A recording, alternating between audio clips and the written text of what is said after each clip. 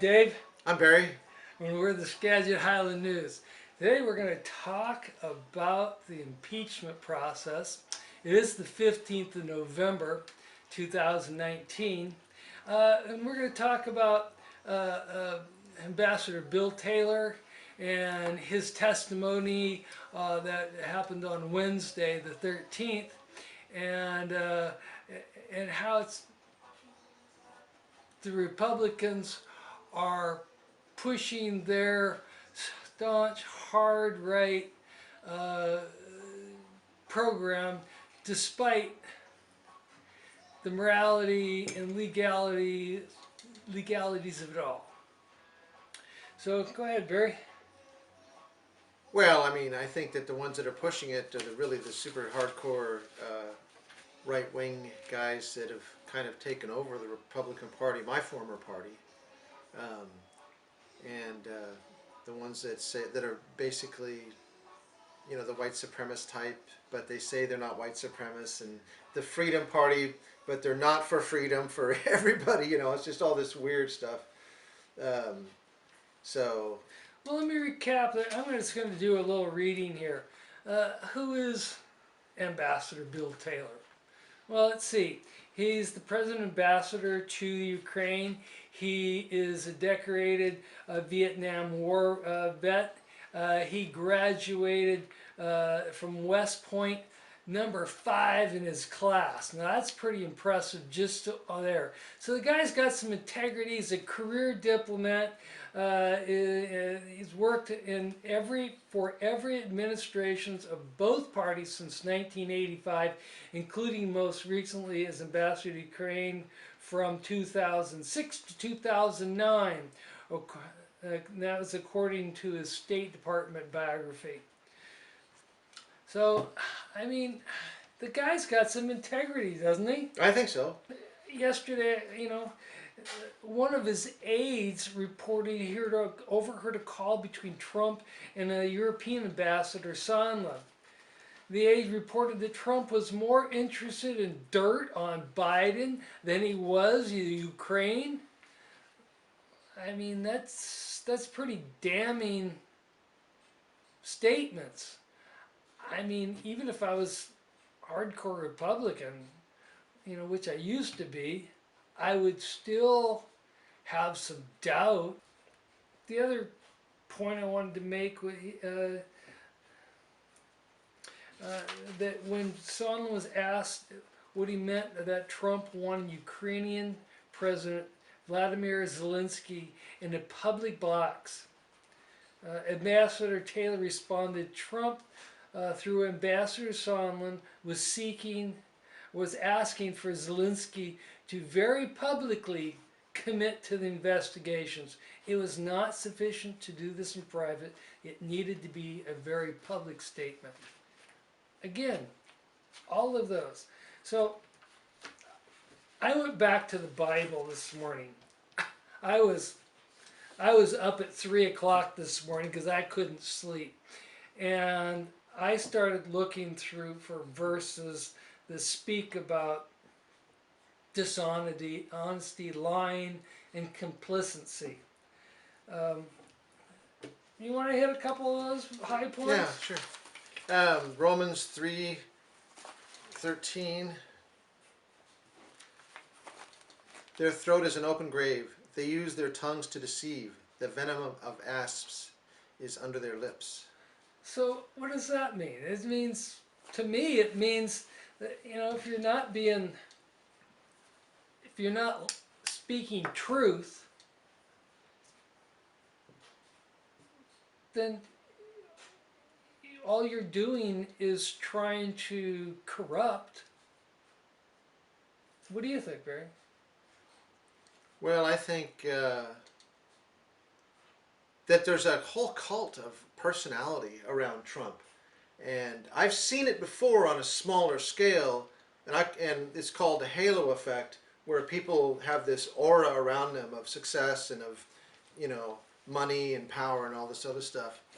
And what happens is that people, when you get into that sort of a thing, you have to acknowledge that they're basically God. I mean, they won't say that, so they won't, but they're the highest person in the room. They're, and they will cause you to bend all of your principles, to bend your conscience to them, just so that they can use you as another tool to get what they want. And now we're experiencing it on a national level, and it's taken over the church.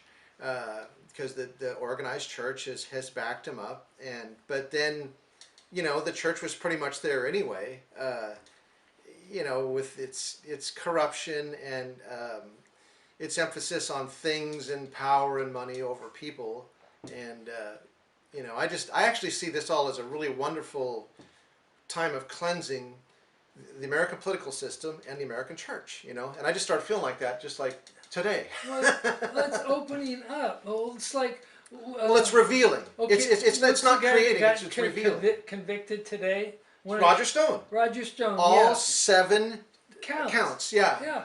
Of lying to the Congress and a whole bunch of other stuff. And he lied to who? To protect.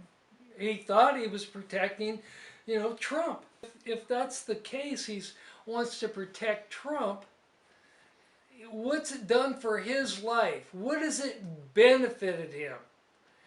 What does the Bible say about everything that's done in the dark is going to come into the light? I don't remember the verse. Yeah, everything's done in secret, private will be like shouted from the rooftops or whatever. So you can't, in other words, you can't hide anything. And the whole thing with Trump and that kind of thinking is basically the criminal mind. It's just like on the edge of business, because a lot of businessmen will just go up to the edge of the line and go over it even and think that it's okay if they don't get caught or whatever. I've seen that a bunch of times, but I've seen people get caught too. But it's a cult of personality, and America's bought the sales pitch that this guy has given because that's his big superpower. He can feed people what they want to hear. He can make people believe what they want to believe. He doesn't have to say it because he's such a good salesman.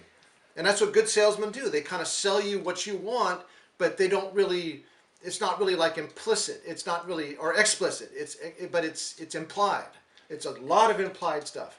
And what still gets me is how people who can say they are moral and religious can back people who, if you search for the truth, you will find the lies that they're trying to conceal from you. Here's a good example. So if you say profess your being you're of God, that you stand behind him 100%, yet you're following somebody who is clearly lying about everything, it was boastful to, beyond any conception of anybody I've ever known in my lifetime, and I've known some people. So here's what James has to say about it. James 1:26. If anyone thinks he is religious and does not bridle his tongue but deceives his heart, this person's religion is worthless. It's worthless. You're telling us, oh, I believe. Yeah, you probably do believe, but you're following and you're condoning and you're being complicit to a man who is morally bankrupt. And you wonder why your kids reject your stuff. They see, your kids are see through what's going on. So.